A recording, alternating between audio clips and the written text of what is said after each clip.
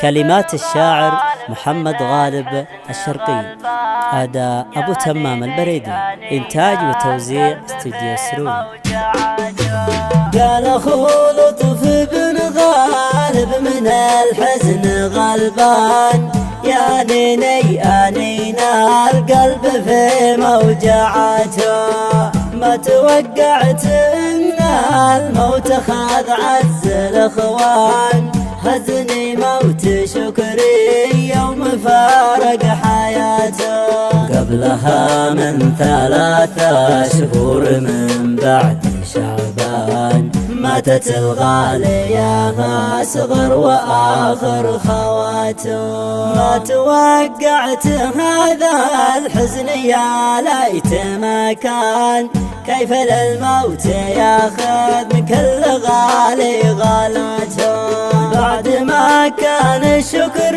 يحلم الكل عرسان، لكن الموت غير والقدر مجرياته، الحمد لله ذي كاتب لنا كل الأقدار، ساعة الموت لا جت في نهاية حياته، لا حول لا حول من ذا الحال يا قدر الأحزان، موجعات الزمن والوقت تحدث شتاته، كان أغلى صديق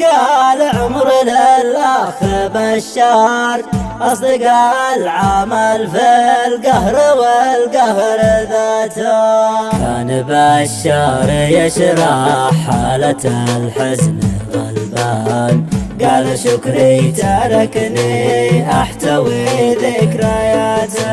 حادثة زلزالات وجدان قلبي والأركان، دمرتني ولكن من توقع وفاته، تم فيها 30 يوم والموت لحان، ما تبشر قد ساعة الموت جاته، غادروا كلهم في زهرة العمر شبان، الرفيق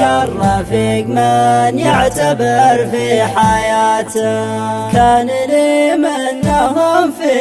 غربتي 4 أعوام، حلمت بنلتقي وكلم فقد أمنياته، حلمت بنلتقي وكلم فقد أمنياته. لطلب الشيلات التواصل على الرقم 7124-76685 أو 055-843-9018.